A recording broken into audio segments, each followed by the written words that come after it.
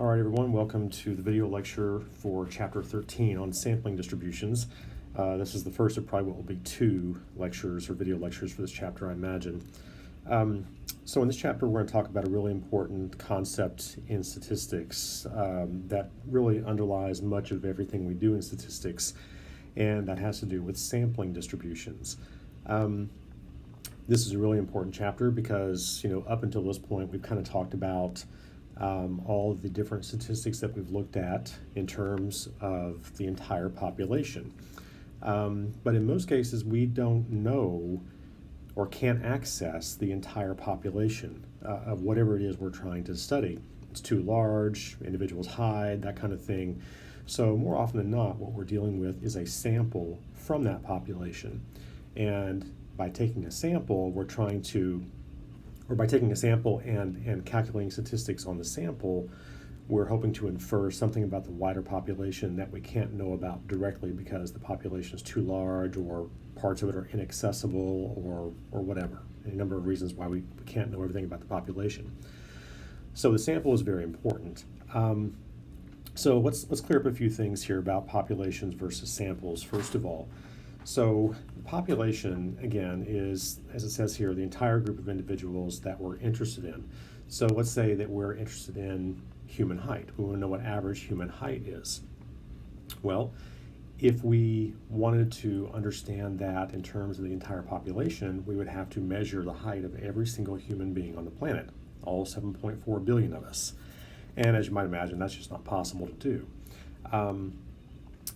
Rather than do that, we could take a sample, maybe a sample of 10,000 people, sort of widely distributed across the surface of the globe, and we average that, and hopefully that average of that sample should be a good indication of what the true average height is across the wider population.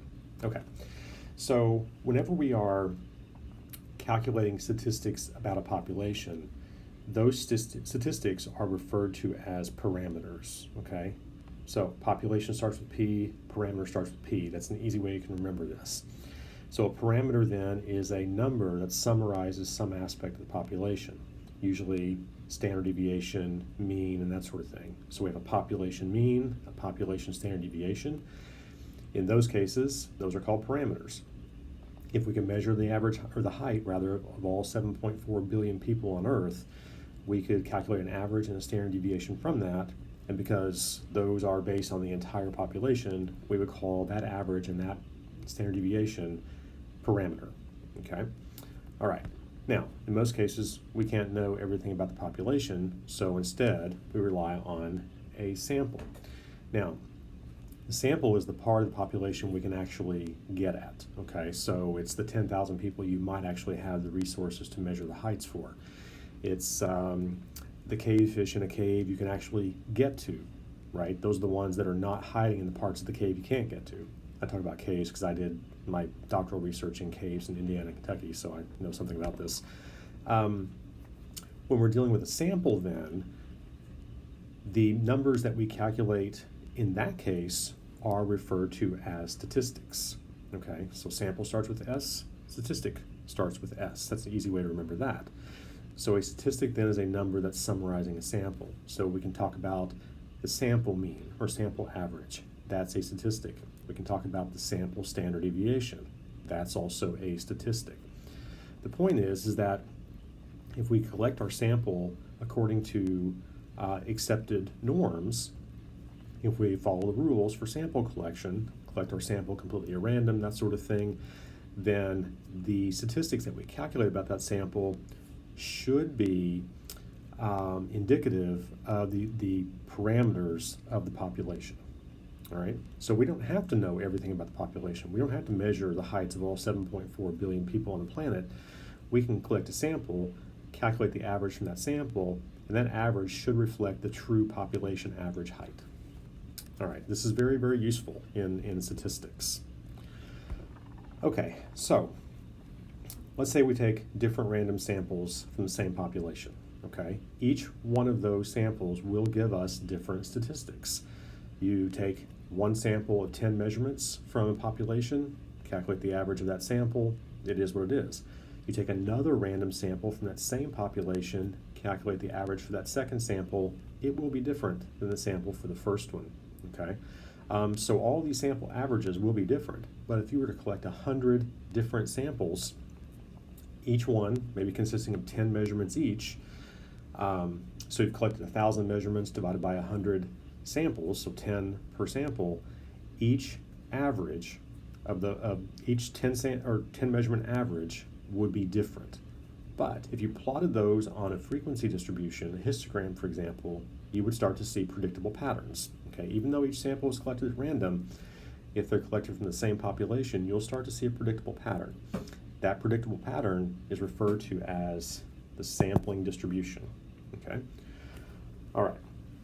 So a statistic that we calculate from a random sample is referred to as a random variable. Okay. Now, some of this language that we're going to start seeing here in some of these definitions for terms is a little bit wordy, a little bit convoluted, for lack of a better way to put it, but I'm trying to explain this better, okay? So the sampling distribution of a statistic is the probability distribution of that statistic for samples of some certain size taken from a given population.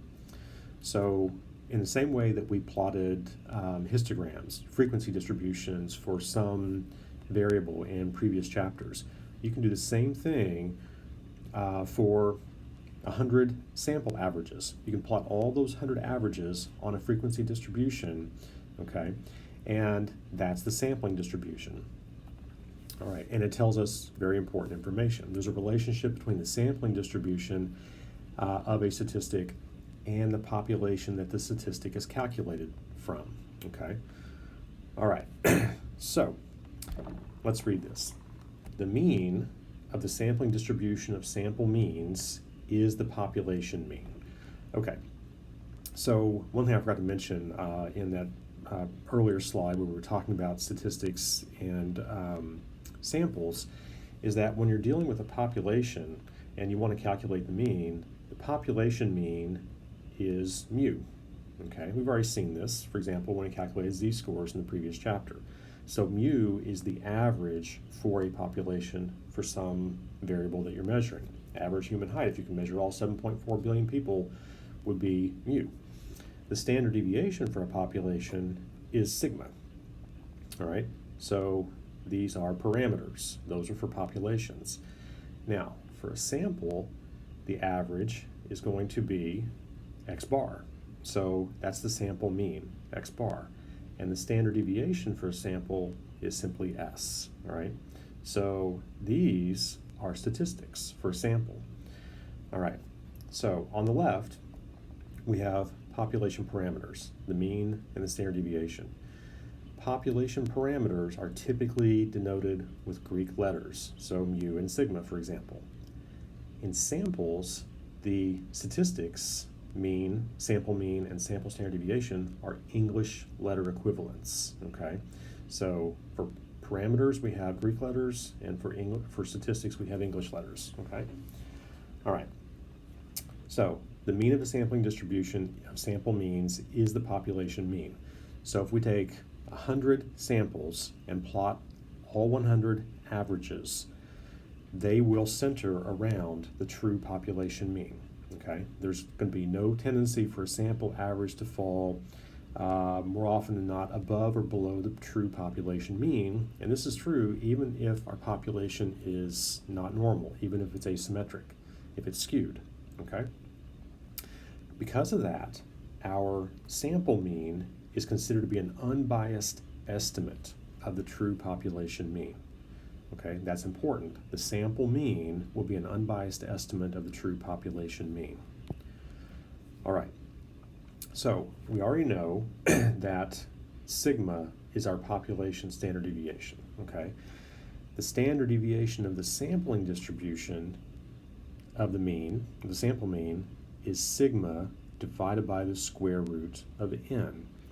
All right, so we talked in the previous chapter about how there are two numbers that you need to be able to define any density curve, any frequency distribution. Those two numbers are the mean, which identifies where it falls on the x-axis, and the standard deviation, which determines how wide the base of that distribution is. All right. In the case of a population, the standard deviation is sigma, as we've said, but you take 100 samples of 10 measurements each from that population and average them all, and then you plot those 100 averages, one for each sample. The standard deviation of that frequency distribution is the population standard deviation divided by the square root of n. N is the sample size. Okay, in this case it would be 10. We had 100 samples of 10 measurements each. All right, so the standard deviation of the sampling distribution then is our population standard deviation divided by the square root of n. Now, the standard deviation of a sampling distribution does one thing. It just measures how much each sample mean varies from all the others. That's all it does, okay? So it tells you how wide that sampling distribution curve will be. And the important point here is that averages are less variable than individual observations, all right? Now, I've got this simulation here, but apparently this website is no longer up and running, so that does not work. I could not get that website to load, unfortunately. But that's okay, we'll just move on here. So let's take a look at this, okay? So here we have two different density curves, all right? And so let's say we're measuring, I don't know, it could be height or whatever. So we have a population where, let's assume we know that our mean is 25, so not height, but something else. Our mean is 25 and our standard deviation for the population is 7. Notice our parameters here, mu and sigma, okay? All right, let's say though that we just want to sample from this to sort of estimate these values. So we collect one SRS. SRS, by the way, means simple random sample. So one sample of size 10 will give us one mean, a mean of those 10 numbers. That mean should be an estimate of our true population mean. We collect a second sample of size 10 and another mean, a third of size 10 with another mean, and maybe 97 more samples with 97 more means. All right, we plot those means on a frequency distribution, okay, a histogram, and then get the density curve, and here's what we would get. We would get this tall, sort of skinny density curve here. That's our sampling distribution, okay? Now let's back up. What is this curve? This is our population distribution. That's our population density curve, okay? So if we take a look at that, we have a mean of 25, told you that right there, mean of 25, right? And we have a standard deviation of 7. We also knew that to begin with. So that is one standard deviation out, go this way 1, and we have 68% of our curve. Go out 2 standard deviations, plus or minus, we have 95%. Go out 3, and we have 99.7%. Remember the empirical rule, all right? Okay, now take 100 samples of 10 each, 10 measurements each from that population, and plot all 100 averages, and we get this distribution, all right? That's our sampling distribution. Okay, so again, our mean is going to be 25, right? You calculate the average of that sampling distribution, it should be pretty close, if not spot on, 25, just like our population mean is. But now look at our standard deviation. Here's why this curve is more narrow than the population curve you see here. Because the standard deviation for the sampling distribution is your population standard deviation divided by the square root of your sample size, in this case, 10. So if you take, 7 and divide it by the square root of 10, you get 2.14. So our sampling distribution standard deviation is much lower, much narrower than it is for our population. And that's why that curve is much more narrow, okay? All right, let's see why this is. Okay, so let's say we have our population density curve here, right? So we have population curve right there, okay? And we have some mean, mu, right there. And we have, let's say, some standard deviation right to here, okay? It's not a G, that's sigma, by the way. Okay, so down here, we're gonna have our sampling distribution from that, all right? So let's say we collect a sample, and let's say it's a sample of just 5, okay, to make this more simple. We could have one measurement that would fall there, one there, maybe one here, and one there. So if you average those 5 measurements, all right, and plot it, it might end up being, oh, I don't know, about right there, okay? Now, a second one, maybe you have something like that. Maybe all those points happen to fall fairly close to each other and more shifted to the left. You average that, and now maybe you get a mean right there, okay? All right, so the idea is that if you take 100 samples and average each of them and start to plot them, what you'll get is a curve, again, that's more narrow, right?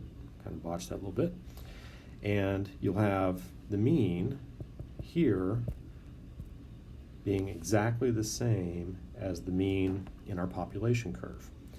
But why is this one here more narrow? Well, let's imagine, think about it. If you had a sample mean that fell out way over there, okay? You come up here to our population mean. What would that have to mean for the individual measurements in that sample? They would all have to fall pretty much right there together in order to give you a mean right here. Now, how likely is that? How likely is it that all 5 of those measurements in that sample are going to fall right over here?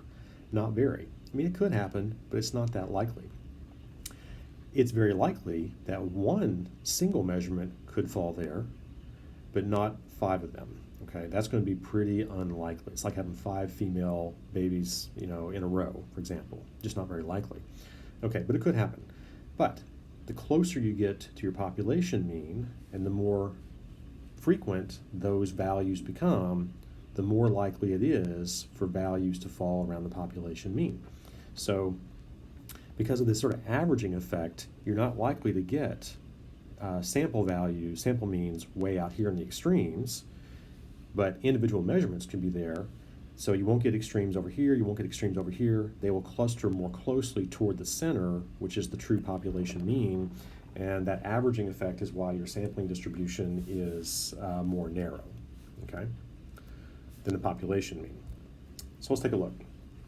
So here we have an example where we have the blood cholesterol levels of 14-year-old boys. Okay, now this is data that's been collected for a number of decades. So in this case, even though we don't have every measurement for every 14-year-old boy, there's so much data that we can pretty well assume we know what's going on in this population. So let's say this population distribution excuse me, is normally distributed with a mean of 170 and a standard deviation of 30 milligrams per deciliter. Excuse me. All right, so the middle 99.7% of cholesterol levels in the population of boys is 80 here to 260. So this is our mean plus and minus 3 standard deviations because it says 99.7%, right? Okay, now let's consider random samples of 25 boys. So we're going to have a number of samples. Each one will be 25 measurements. We're going to plot the average for each one of those samples of 25. This is the sampling distribution that we would get, okay? So here our sampling distribution again is about normally distributed with a mean of 170 again. But now look, our population standard deviation of 30 is divided by the square root of 25. We end up with a sampling distribution standard deviation of 6. So our curve is much more narrow, okay? In fact, it's so narrow that the middle 99.7% of average cholesterol levels is now 152 to 188. It's not 80 to 260 like we saw in the population, okay? And again, this is that averaging effect. It's just not that likely that you're going to get 25 boys who all fell over here in terms of cholesterol level that would then give you a sample average that would fall there. That's why you don't see values out here, right? Okay, so this is what a sampling distribution is, okay? All right, now let's look at an example here. So deer mice have a body length, excluding the tail, that's known to vary normally with a mean body length of 86 millimeters and a standard deviation of 8.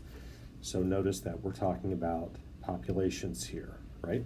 Okay, so this is a case where they have a lot of data and they effectively know what it is for the population.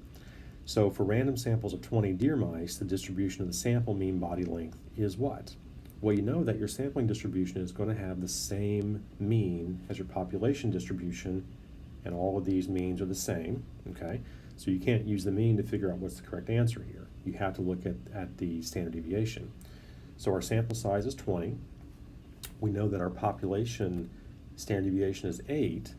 So remember, sampling distribution standard deviation is the population standard deviation divided by the square root of n. So it's going to be 8 divided by the square root of 20. And if you work that out, 1.789. So that's our answer. Okay, so now we have our mean and our standard deviation of our sampling distribution. We can draw that curve, and it'll be a much more narrow curve than what we would have for the population. All right, so in the last chapter, we talked about standardizing a distribution to be able to calculate a z-score.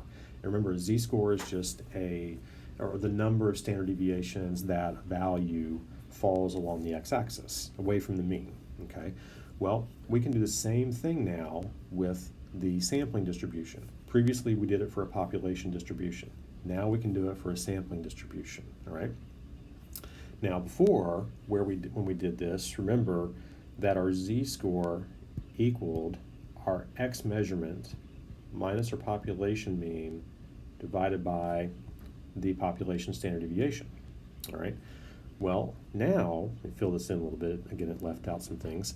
Now we're dealing with a sample mean, not an individual measurement. So we have this formula. In this case, all right, the z-score for our sample mean is the sample mean minus the population mean divided by the sampling or the population standard deviation over the square root of n. So now you know you're dealing with a sampling distribution because this is how we calculate the standard deviation, all right?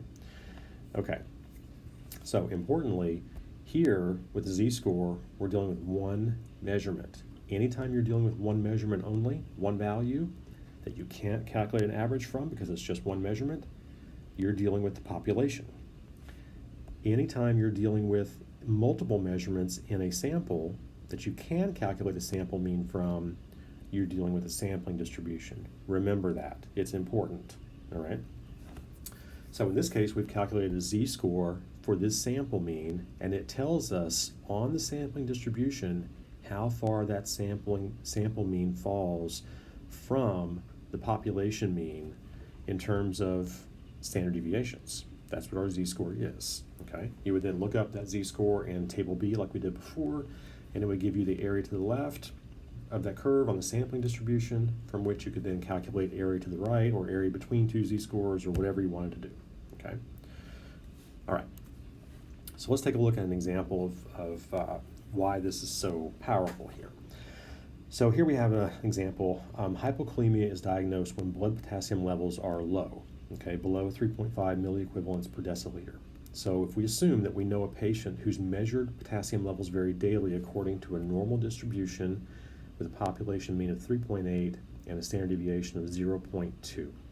So in this case, let's say they've been measuring blood cholesterol levels, blood potassium levels in this guy for maybe 20 years as part of his annual physical or whatever, right? There's lots of data, so we effectively know everything we need to know about his population or his blood potassium levels to assume we know about the population, okay? All right, these two define our population distribution of blood potassium levels in this patient. If only one measurement is made, what is the probability that this patient will be misdiagnosed hypokalemic? In other words, what is the probability that one measurement will fall below 3.5 milliequivalents? That's what this question is asking, okay? Let me fill this in again. iPad. All right. So, calculate our z-score, right? So z equals 3.5 minus 3.8 divided by our standard deviation of 0.2. That gives us a z-score of 1.5. So you look up 1.5 on your table, table B, and it turns out that results in an area to the left of 0.0668, or 7%. Move your decimal 2 places to the right, round up, it's 7%. So 3.5 milliequivalents falls at a point on that curve where only 7% of the curve is to the left of it, right? So any individual measurement from that population distribution as defined here is going to have a 7% chance of falling at or less than 3.5 milliequivalents. So not very likely, right? One measurement is not very likely to have that person misdiagnosed as hypokalemic. Now, this next example shows you the power of sampling. It's why we always try and collect the largest sample we possibly can. If instead measurements were taken on 4 separate days, what is the probability of such a misdiagnosis? All right. Well, again, let me fill this in. Okay. All right. Well, in this case, we have 4 measurements, so we know we're dealing with a sample. So we have this formula for our z-score on a sampling distribution. So z equals our sample mean minus the population mean over the population standard deviation divided by the square root of the sample size. So we have 3.5. Let's say that our sample mean is 3.5 from these 4 measurements, okay, minus our population mean of 3.8 over our sampling distribution standard deviation. Works out to be a z-score of actually minus 3. That's also minus 1.5. Okay, so minus 3, you look that up as a z-score on the table, and it turns out there's only 0.1% area to the left. So on our sampling distribution, this is much further to the left than it would be, relatively speaking, on our population distribution. So to take one measurement and get 3.5 or less is a 7% chance. To take 4 measurements and have their average be 3.5 or less is only 0.1% chance. Again, that's that averaging effect I was talking about before, all right? Okay, so let's look at another example here to sort of exemplify that, okay? And actually, let me try and draw this right here. So let's say we have our population distribution, okay? And so we have something sort of like that, all right? And we have our population mean right there. This one value of 3.5 as a single measurement, okay, might fall right there. So we could say, yeah, that might be about 7% to the left. But on our sampling distribution, right, maybe you have a distribution that looks kind of like this, and to have an average, a sample average of 3.5 fall right there, well, now you see that that tail almost doesn't even come over there, right? There'd be basically 0.1% of the area on the left of our sampling distribution curve because the sampling distribution curve is so much more narrow. That's the averaging effect. In fact, the larger the sample you collect, the more narrow that sampling distribution gets. Okay, this is why large sample sizes are better, because they narrow your sampling distribution and they give you a better estimate of the true population mean. So let's take a look at that in this example. All right, so here we have a normal population distribution with a mean of 15 and a population standard deviation of 3.5, right? So it's normally distributed, defined that way. So the probability of a single measurement of x being less than or equal to 7.8. What is that probability? Well, this is our z-score calculation. So 7.8 is our single measurement minus our population mean of 15 divided by our population standard deviation of 3.5. We get a z-score of minus 2.06. Look it up on the table. The area left is about 2%, 1.97%. So that's not very likely, okay? Now, let's assume we have a sample mean. What is the probability of collecting, say, I don't know, 5 measurements, and their average being less than or equal to 7.8. All right, well, again, I got to fill this in, sorry.